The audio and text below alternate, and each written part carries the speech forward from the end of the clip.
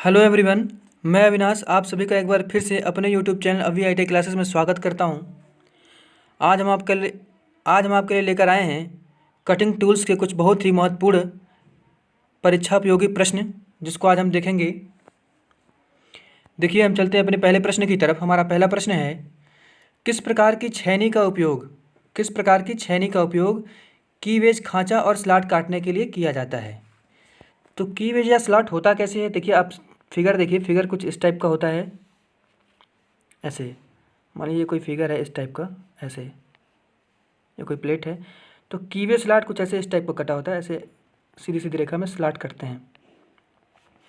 यहाँ पे थोड़ा सा कुछ ऐसे होगा, इस टाइप के स्लॉट काटे जाते हैं। ठीक है, तो ये किस छेनी के द्वारा काटे जाते हैं?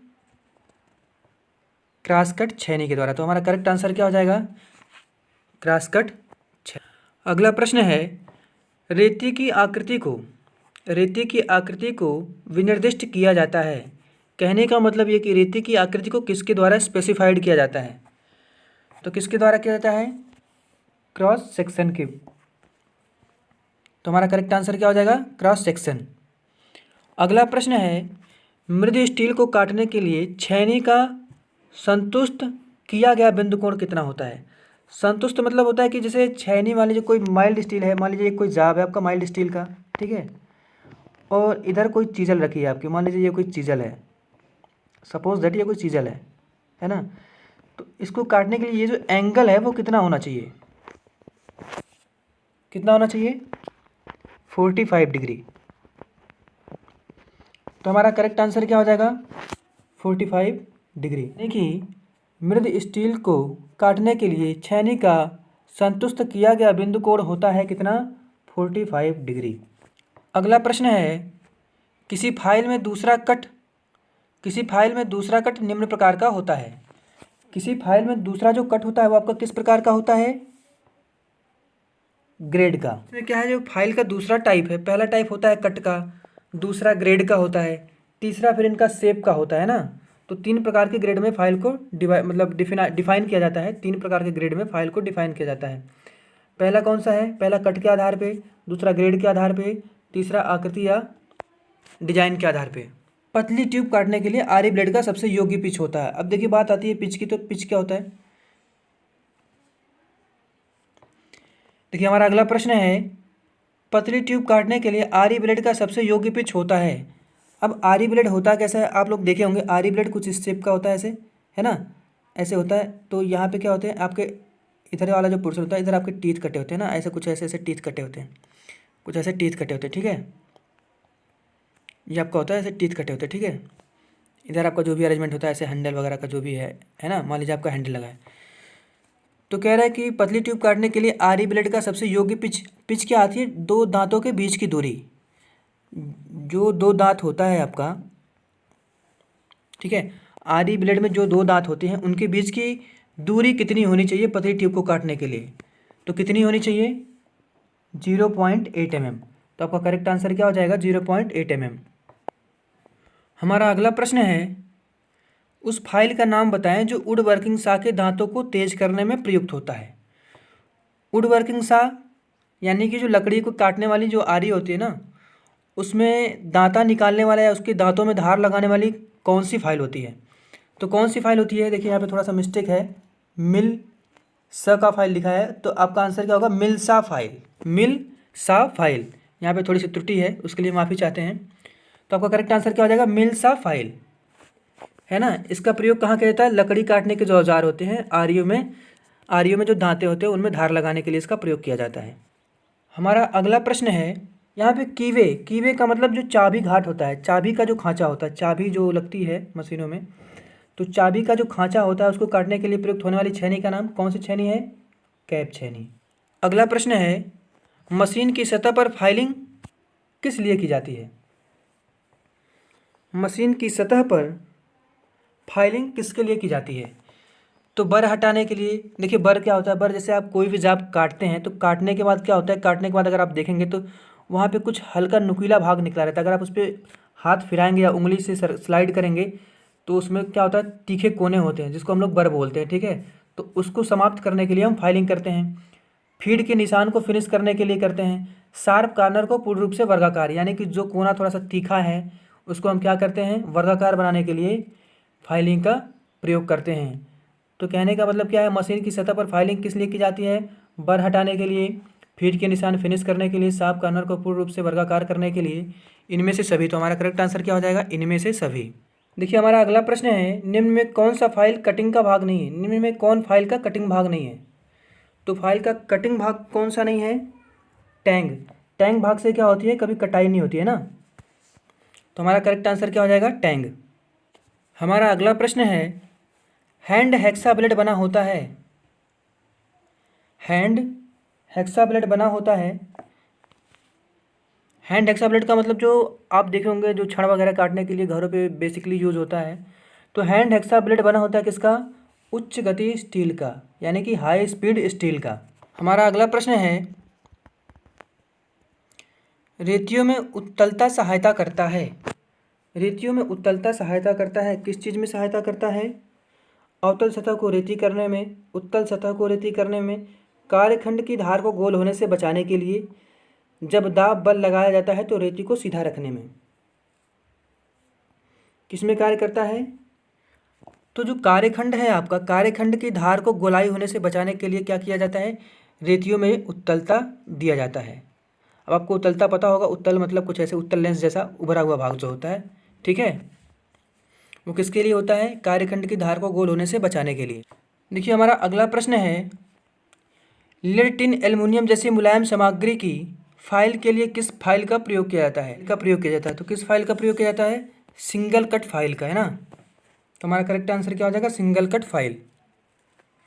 हमारा अगला प्रश्न है, रफ फाइलों में दांतों की संख्या होती है, यानी कि जो रफ फाइल होती है उसमें दांतों की संख्या कितनी होती है, 4.5 से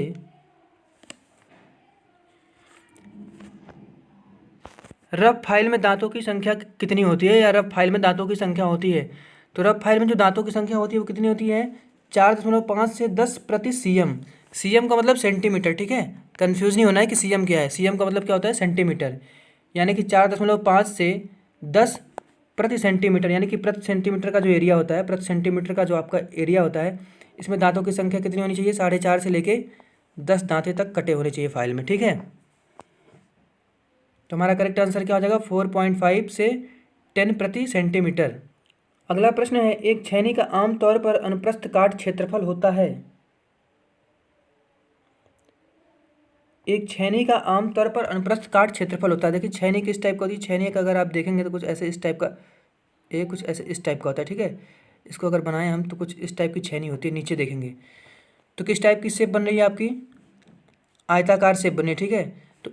तो एक छेनी का आमतौर पर जो अनुप्रस्थ काट का क्षेत्रफल होता है वो क्या होता है, किस शेप का होता है, आयताकार का। तो आपका करेक्ट आंसर क्या हो जाएगा, आयताकार।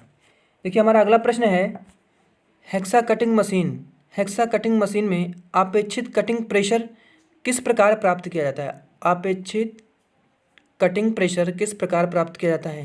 तो किस तरीके से, हेक्सा जो कटिंग मशीन, देखिए जो मशीनें हैं, हेक्सा कटिंग मशीन जो होती है वो हाइड्रोलिक प्रेशर से चलती है, ठीक है, प्रेशर के द्वारा उसमें फोर्स लगता है, ठीक है।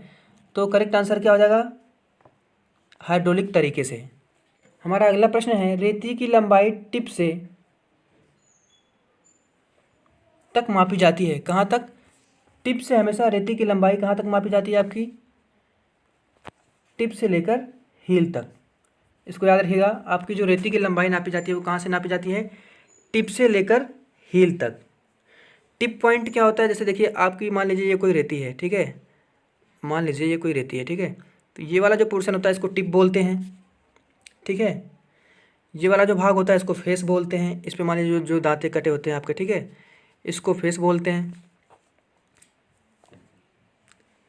इधर वाला जो पोर्शन होता है इसको हील बोलते हैं।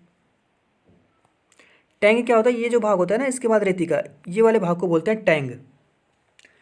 तो कहने का मतलब क्या है, और ये जो वाला जो पोर्शन है इसी को बोलते हैं हील।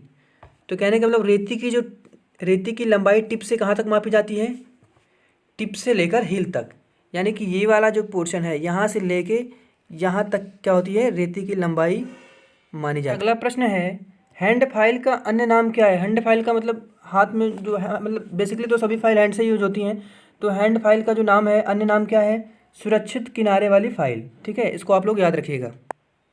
हमारा अगला प्रश्न है,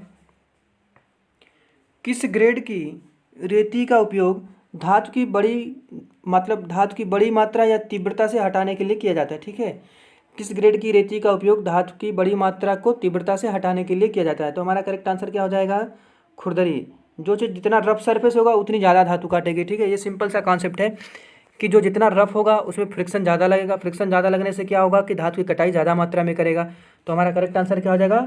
खुरदरी फाइल। ठीक है, हमारा अगला प्रश्न है, रेती की उत्तलता सहायता करती है। जैसे ऊपर एक बार इस क्वेश्चन को हम लोग डिस्कस कर चुके हैं। अवतल पृष्ठ को रेती करने में, उत्तल पृष्ठ को रेती करने में, ठीक है, कार नहीं होगा, यहाँ पे कार्य होगा। ठीक है, कार्य के किनारों की गोलाई को रोकने में। तो हमारा करेक्ट आंसर क्या हो जाएगा? कार्य के किनारों की गोलाई को रोकने में। हमारा अगला प्रश्न है, समतल छेनी के कटिंग एज में एक मामूली उत्तलता के लिए दिया जाता है। मामूली सी जो उत्तलता है यानी कि जो समतल छेनी है उसमें थोड़ा सा उभराव दिया होता है, वो किसके लिए दिया होता है? किसके लिए होता है? सिरों की खुदाई को रोकने के लिए होता है। तो हमारा करेक्ट आंसर क्या हो जाएगा? सिरों की खुदाई को रोकने के लिए। हमारा अगला प्रश्न है, सुपर स्मूथ फाइल का जिक्र किया जाता है। सुपर स्मूथ फाइल का जिक्र किसके द्वारा किया जाता है? एसएस के द्वारा। हमारा करेक्ट आंसर क्या हो जाएगा? एसएस के द्वारा, यानी कि सुपर सरफेस के द्वारा। ठीक है, सुपर स्मूथ फाइल का जो जिक्र है किसके द्वारा किया जाता है? एसएस द्वारा, यानी कि सुपर सरफेस द्वारा। ठीक है, हमारा करेक्ट आंसर क्या हो जाएगा? एसएस द्वारा। हमारा अगला प्रश्न है, माइल्ड स्टील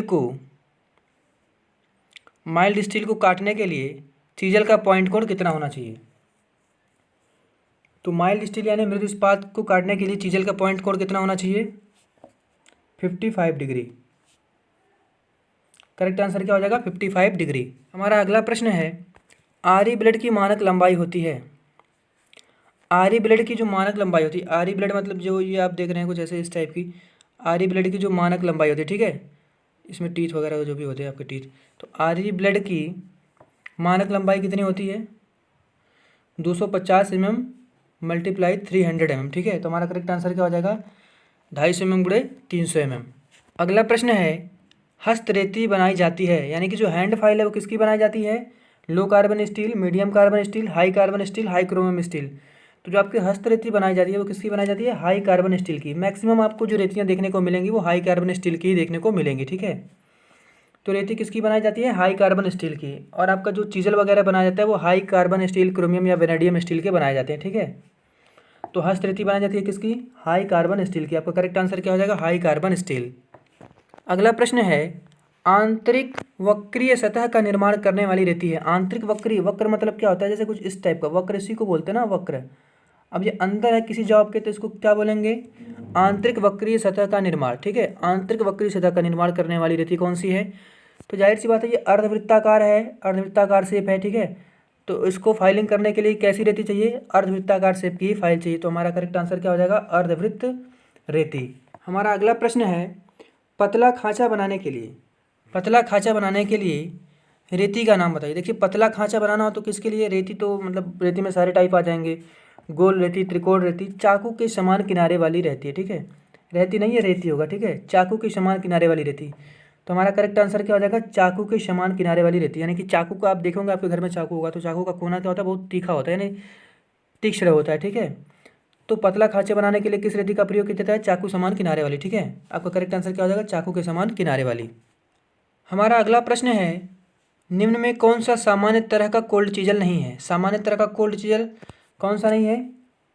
राउंड चीजल। हमारा करेक्ट आंसर क्या हो जाएगा? Round chisel. देखिए, चीजल आपकी दो तरीके की होती है, एक तो कोल्ड चीजल होता है, दूसरा हॉट चीजल होता है। कोल्ड चीजल वो होता है जिससे मतलब ठंडे जाप को काटा जाता है, और हॉट चीजल क्या होता है? जिससे गर्म जाप पे प्रयोग किया जाता है। ठीक है, तो चीजल आपकी दो तरीके की होती है, कोल्ड चीजल, हॉट चीजल। ठीक है, फिर उसमें भी टाइप्स होते हैं। तो चीजल आपकी किसकी बनी होती है? चीजल या छेनी। चीजल नाम से कन्फ्यूज नहीं, चीजल का मतलब है छेनी। तो छेनी आपकी किस मेटल की बनी होती है? हाई कार्बन, क्रोमियम या वेनेडियम स्टील की बनाई जाती है। ठीक है, तो निम्न में कौन सा सामान्य तरह का कोल्ड चीजल नहीं है? Round chisel. हमारा करेक्ट आंसर क्या हो जाएगा? Round chisel. हमारा अगला प्रश्न है, हाफ राउंड खुरचनी का कटिंग कोण इनके बीच होता है। हाफ राउंड खुरचनी, देखिए यहाँ पे बात आ गई खुरचनी। खुरचनी को हम लोग क्या बोलते हैं? ये तो खुरचनी शुद्ध हिंदी शब्द है। खुरचनी का मतलब होता है स्क्रैपर। ठीक है। स्क्रैपर का मतलब क्या, जैसे कि कोई जाब है, मान लीजिए कोई जाब का टुकड़ा है, ठीक है, कोई जाब का टुकड़ा है, जैसे हमने फिगर बनाया तो फिगर में आप देख रहे हैं कि यहाँ जो पोर्शन है थोड़ा सा उठा हुआ है, ठीक है, ऊपर तो उठा हुआ है। अगर इसको किसी चीज़ से मान लीजिए काटा जाए तो कुछ उठा भाग रह जाता है या कुछ खुरदुरा भाग रह जाता है, तो उसको खुरचा जाता है, ठीक है। तो खुरचने के लिए जिस उपकरण या औजार का प्रयोग किया जाता है, जिस टूल्स का प्रयोग किया जाता है, ठीक है, उसको बोलते हैं स्क्रैपर टूल, स्क्रैपिंग टूल, ठीक है, स्क्रैपिंग टूल। ये जो प्रोसेस होता है इसको बोलते हैं स्क्रैपिंग या खुरचन। कहने का मतलब हाफ राउंड खुरचने का जो कटिंग कोण है इनके बीच में होता है, किससे किसके बीच में होता है, 45 डिग्री टू 65 डिग्री के बीच में, ठीक है। तो आपका करेक्ट आंसर क्या हो जाएगा, 45 डिग्री से 65 डिग्री। हमारा अगला प्रश्न है, मुख्यतः चीजल यानी छेनी में उत्तलता होती है, अगर चीजल छेनी में उत्तलता ना हो तो उसका जाब पर क्या प्रभाव पड़ेगा। क्या प्रभाव पड़ेगा कि वर्कपीस से जब हम छेनी, जैसे मान लीजिए कोई वर्कपीस है, ये आपका कोई वर्कपीस है, ठीक है, W/P, ठीक है, ये आपका वर्कपीस है, ठीक है। अब वर्कपीस में अगर हम कोई छेनी लगा रहे हैं, मान लो कोई छेनी लगा रहे हैं, ये जो शेप हमने दे दिया, ये जो शेप है यही आपका ऐसे उत्तल टाइप का होता है, ठीक है। अगर ये उत्तल टाइप करना हो तो क्या होगा, आपका यहाँ से जब आप इस पर फोर्स लगाएंगे, इधर से आप इसमें फोर्स लगाएंगे, इधर से जब आप इस पर फोर्स लगाएंगे तो क्या होगा, फोर्स लगाने के बाद यहाँ पे धातु की चिपिंग होगी, ठीक है, धातु चिप्स के रूप में निकलेगा। तो कहने का मतलब ये है कि अगर ये उत्तल सरफेस नहीं दिया जाएगा तो ये आपका जो वर्क पीस से जो मेटल है ना, ये जो निकल रहा है आपका चिप्स, ये निकलेगा नहीं, ठीक है, गड्ढा तो होगा लेकिन निकलेगा नहीं। तो मुख्य चीजल में उत्तलता होती है, किसके लिए होती है, कटिंग सरफेस पर खराब फिनिश के लिए, वर्क पीस से मेटल का न हटना, जाब की साइडों में गड्ढा होना, चीजल जाब पर फिसलेगी। तो आपका करेक्ट आंसर क्या हो जाएगा, वर्क पीस से मेटल का न हटना। आपका अगला प्रश्न है,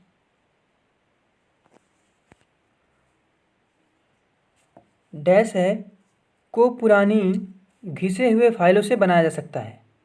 यानी कि अगर आपकी कोई फाइल पुरानी हो गई है तो उसके द्वारा किस चीज़ को बनाया जा सकता है, फाइल से फाइल को तो बना नहीं सकते, पुरानी हो गई। ड्रिल मशीन तो बनेगा नहीं, ड्रिल टूल तो बनेगा नहीं, ब्लेड बन नहीं सकता, तो क्या बनेगा, आपका करेक्ट आंसर क्या हो जाएगा, स्क्रैपर। यानी कि स्क्रैपर को पुरानी तथा घिसे फाइलों से भी बनाया जा सकता है। अगला प्रश्न है, कौन से स्क्रैपर को बियरिंग भी कहा जाता है। यानी कि कौन से स्क्रैपर को बियरिंग भी कहा जाता है। तो आधा गोल जो स्क्रैपर होता है, आधा गोल यानी कि हाफ राउंड जो स्क्रैपर होता है, ठीक है, हाफ राउंड जो स्क्रैपर होता है उसको क्या कहा जाता है, बियरिंग कहा जाता है। तो आपका आंसर क्या होगा, आधा गोल स्क्रैपर यानी कि हाफ राउंड का स्क्रैपर, ठीक है। अब हाफ राउंड का जो स्क्रैपर होता है इसका क्या होता है, इसका अनुप्रस्थ काट अर्धगोलाकार होता है तथा यह क्या होता है, गोल पॉइंट की तरफ टेपर होता है, ठीक है। इनका कटिंग एंगल कितना होता है, 45 डिग्री से 65 डिग्री। कटिंग एंगल कितना होता है, 45 टू 65 डिग्री, ठीक है। कटिंग एंगल इनका कितना होता है, 45 डिग्री टू 65 डिग्री। तो कौन से स्क्रैपर को बियरिंग भी कहा जाता है, आधा गोल स्क्रैपर को बियरिंग कहा जाता है, ठीक है। आपका करेक्ट आंसर क्या हो जाएगा, आधा गोल का स्क्रैपर। हमारा अगला प्रश्न है, रेती को पिनिंग से हटाया जाता है। रेती को पिनिंग डैश से हटाया जाता है, रेती कार्ड द्वारा, रेती हैंडल द्वारा, ब्रश द्वारा, ड्रेसर द्वारा। कहने का मतलब ये कि जो आपकी रेती होती है, ठीक है, कुछ इस टाइप की जो आपकी रेती होती है, तो रेती को अगर हम निरंतर यूज़ करते हैं, ठीक है, यहाँ पे आपका हैंडल लगा था जो भी आपका है, तो रेती को हम जब निरंतर यूज़ करते हैं, ठीक है, रेती को निरंतर यूज़ करते हैं तो इसमें क्या होता है, निरंतर यूज़ करने से उसके दांतें घिस जाते थोड़े, ठीक है। और दांतों के बीच में क्या होता है, जो आप धातु की कटाई होती है तो उसके जो बुरादे होते हैं वो दांतों में बैठ जाते हैं, ठीक है। इसी घटना को क्या कहा जाता है, रेती की पिनिंग। तो कह रहा है इसको हटाने के लिए रेती की पिनिंग को से हटाया जा सकता है। किसके द्वारा हटाया जा सकता है, रेती कार्ड द्वारा, रेती हैंडल द्वारा, ब्रश द्वारा, ड्रेसर द्वारा। अगर आप सभी को इस प्रश्न का आंसर पता है तो आप सब लोग कमेंट बॉक्स में ज़रूर बताएं। आज के लिए बस इतना ही, फिर हाजिर होंगे नए वीडियो के साथ। जय हिंद।